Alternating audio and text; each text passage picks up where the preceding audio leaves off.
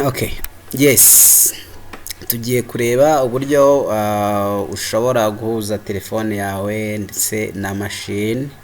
Umuntu ahuza telefone ye na mashini ryari? Umuntu ahuza telefone na mashini mu gihe afite bundles kuri telefone ye ariko ashaka gukoresha laptop cyangwa se mashini ye.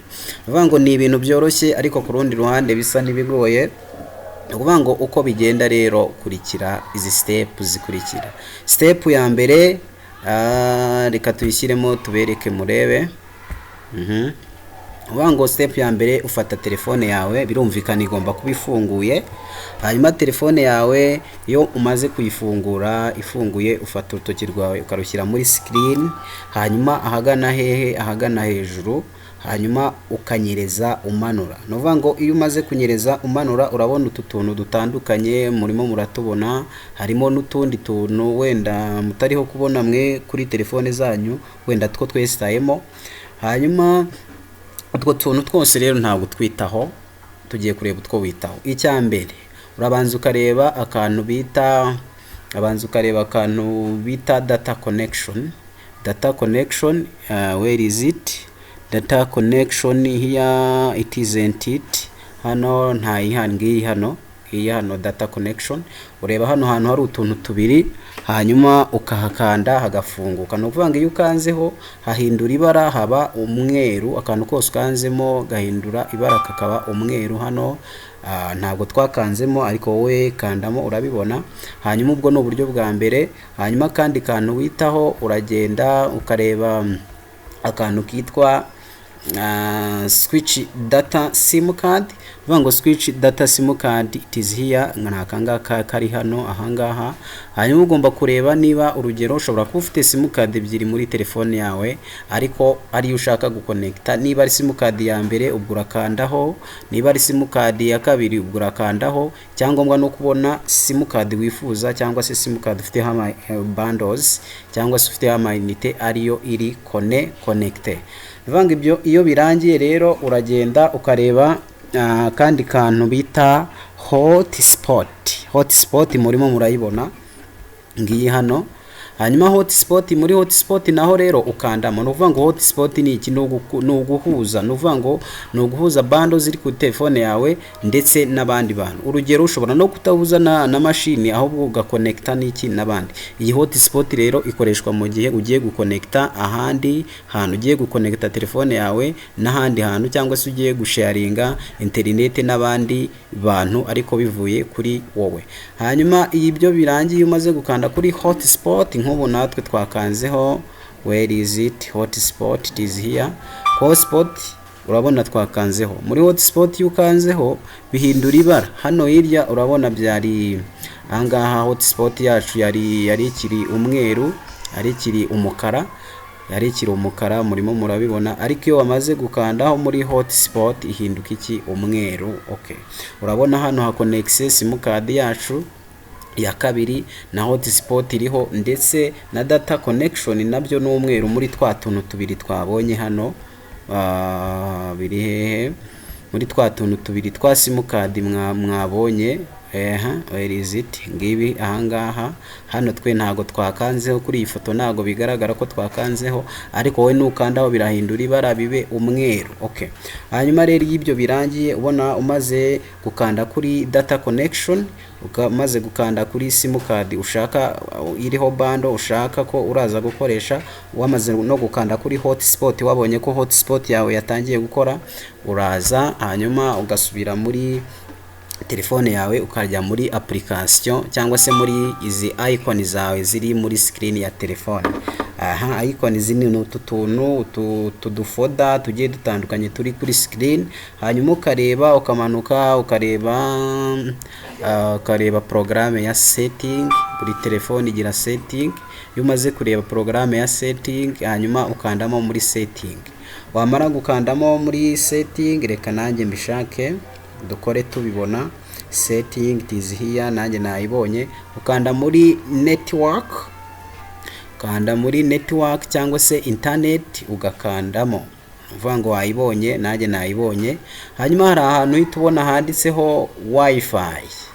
ukabona wifi direct, mobile network, sim card, status bar, network speed, display, data usage and hotspot cyangwa se tethering. Hanyuma ibyo ngibyo iyo birangiye umaze kubona utwo tuntu twose ntabwo twitaho, ahubwo uraza ukareba ahantu handitse nuvuga ngo handitse utugambo twinshi nkeka ko natubabwiye, urugero wifi direct, mobile network, sim card, data, status bar, network speed, display, data usage and hotspot tethering. Nuvuga uraza ugahita ureba muri hotspot and tethering, it is here. Mwabibonye muri kubibona, ngiyi kiriseri iri kwabereka. Hanyuma iyo umaze gukandamo muri hotspot tethering, ukanda handi hantu handitse wifi hotspot, it is here. Muri wifi hotspot buri muntu ari kuhabona. Hanyuma iyo umaze gukanda muri hotspot wifi ubonamo ahantu hatandukanye, ubona hotspot name niko kantu kabanza. Hotspot name ni telefone ni izina rya telefone yawe. Ni ukuvuga ngo telefone yawe ugomba kumenya ubwoko bwayo. Urugero iyanjye yitwa Tecno Camon 12 Pro. Ni ukuvuga ngo ugomba kumenya izina rya telefone kubera yuko uri bubikenere. Ni ukuvuga ngo mu gihe uri guhuza telefone na machine uraza kubona network ziri available kuri machine cyangwa se connection ziri kuri machine cyangwa wireless za machine yawe iri kwerekana. Ni ukuvuga ngo niba wa hotspotinze kandi ufiteho bundles zihagije kandi machine yawe ifunguye ugakonexe, uri buze kubonaho telefone yawe. Yes, turi bubibone. Hanyuma iyo umaze urugero wabonye hotspot name, uvuga ngo ni izina rya telefone yawe. Hanyuma aho ntabwo ukandamo, naho wenda ushobora gukandamo ushaka guhindura telefone yawe, ariko ntago ari ngombwa, reka ireke gutya, tuyirekere gutya. Nyuma ushobora gusangamo wowe ari F1, ari Tecno, wenda Camon gusa, wenda ari Pop n'ubundi bwoko bwa telefone butandukanye. So iyanjye rero yitwa Camon 12 Pro. Hanyuma si ukanda, ahubwo uraza ugakanda ahantu handitse hotspot password. Yes, buri muntu wese ari kuhabona ngaha hotspot password. Nuvuga ngo muri hotspot password ni password uraza gukenera uhotspottinga. Nuvuga ngo ni password uri busabwe mu gihe uri guhuza telefone yawe ndetse n'iki na machine. Hanyuma ibyo ngibyo iyo birangiye password urayibona. Urugero harimo imibare myinshi cyangwa se amagambo menshi, ariko wowe nago wita kuri ayo harimo imibare n'amagambo bitandukanye. Bivuga ngo ushobora gukandamo wenda ugahindura iyo password, wenda ukandikamo izina ryawe, cyangwa se niba witwa Blaze ukandikamo Blaze, iyo mibare ukayikuramo. Nuvuga ngo iyo mibare iyo uyikuyemo wandika, cyangwa se ibyo bintu bisanzemo muri hotspot password yawe, iyo ukanzemo ugakoresha bwa buryo busanzwe usiba ibintu kuri telefone yawe. Hanyuma iyo birangiye bigenda bite, ushobora gusetingamo indi password ya. Urugero ngewe muri kumwe murabibona. Ikitonderwa gusa ugomba kumenya iyo password yawe. Niba utayihinduye ugomba kumenya password ya telefone yawe urimo kugira gute, urimo gukoresha. Kanze mbereke urugero hano,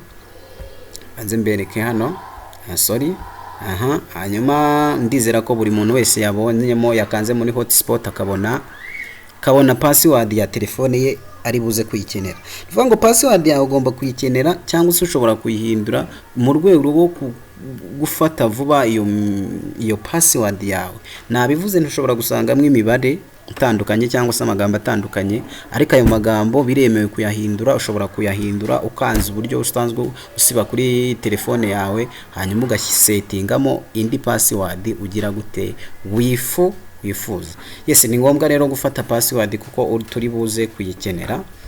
Hanyuma iyo ibyo birangiye byose uraza hanyuma ukareba machine yawe. Birumvikana machine yawe igomba kuba ifunguye nkuko muri kubibona hano. Nanjye machine yanjye irafunguye.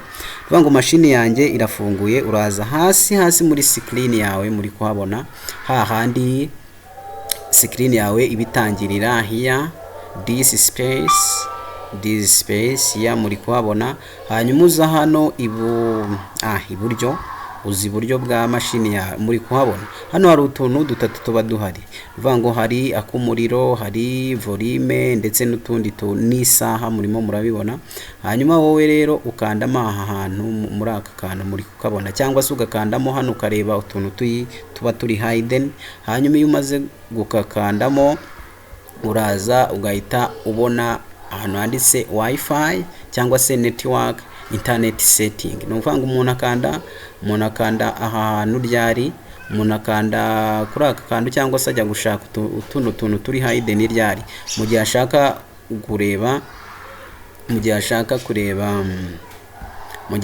kureba network setting cyangwa se setting za internet. Ni ukuvuga ngo iyo umaze kureba network setting ujya ahantu urareba hano hari utuzu dutatu, hari airplane, hari hotspots and also wifi. Ntabwo hotspotinga cyangwa se ushyiremo akadege, oya, ahubwo ugira gute ukanda muri wifi. Ni ukuvuga ngo wifi iba iri off, ni ukuvuga ngo iyo iri off urabibona, hanyuma iri on urabibona. Ni ukuvuga ngo iyo iri on biba bimeze gutya, ikintu cyose iyo gifunguye gihindura ibara kikaba umweru. Byusi murimo murabibona mwese. Hanyuma ibyo birangiye ukanzemo wifi yawe urayifunguye. Bivuga ngo iyo umaze kuyifungura noneho uhita ubona ama network ziri available kuri machine yawe muri screen yawe. Bivuga ngo hano urabona harimo EP cyumba 1 Tekino Camon 12 Pro. Bivuga ngo kandi tugiye guhuza telefone yacu ndetse n'iki na machine. Bivuga ngo rero izi telefone yawe, izina rya telefone yawe tubyibukiranye, izina rya telefone yawe ko waje kugira gute, waje kurimenya, okay, waje kumenya izina rya telefone yawe. Niba ari Tekino Camon 12, niba ari Tekino Pop, niba ari F1, urahita ubibonaho hano. Bivuga ngo iyo umaze kubona izina rya telefone yawe noneho ugira gute, ukandamo. Hanyuma iyo umaze gukandamo bigenda gute, hari aho bagusaba password ngaha hano. Bivuga ngo wakanze muri rya zina rya telefone yawe. Urugero njyewe ndi guhuza telefone yanjye na machine, telefone yanjye yitwa Camon 12 Pro. Bivuga ngo iyo umaze gukandamo hari aho bagusaba password. Ni ukuvuga ngo twibukiranye ko ya password twasabwe kugira gute, kuyifata. Niyo utayifashe mu mutwe uragenda ugasubirayo muri telefone yawe ukagira gute, ukayibuka, ukaza ukagira gute, ukayishyiramo muri machine. Urugero njyewe password nkoresha yitwa akarabo kanjye, muri kubibona namaze kuyuzuzamo. Hanyuma iyo umaze kuyuzuzamo uhita ugenda ukagira gute, ugaconnecta. Hari akantu hano hirya hari cancelling cyangwa se connect. Nuvuga ngo urakonecta. Nubwo ushobora kwibaza ngo ese ngo ko hano igaragara kandi igende gutayipinga akazamo utuntu. Nuvuga ngo kano kantu kari hano gagufasha kureba neza. Nuvuga ngo iyo ugakanzeho ufashe kuri iyi buto ya right button here, right button, yes, you know it is a left button, it's a right, yeah. Ino buto ibanza iri hano angaha gutandukanya iburyo n'ibumoso bijya bincanga mwihangane. So gusa iyo ukanzeho ufatiraho, hanyuma ugahita ubona password urimo wandikamo cyangwa se amagambo uri kwandikamo cyangwa se imibare iri kwandikamo.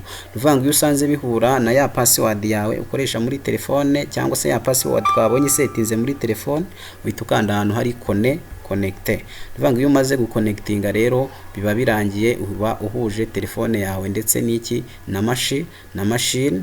Nkuko ushobora guhita usubira hamwe hasi ukareba yuko telefone yawe cyangwa se kureba ko machine yawe yabaye connecte. Mu gihe uzaza ukabona wifi iriho. Mu gihe wabonye ko wifi iriho, icyo gihe machine zaba yabaye connect. Sawa, murakoze cyane, mugire amahoro.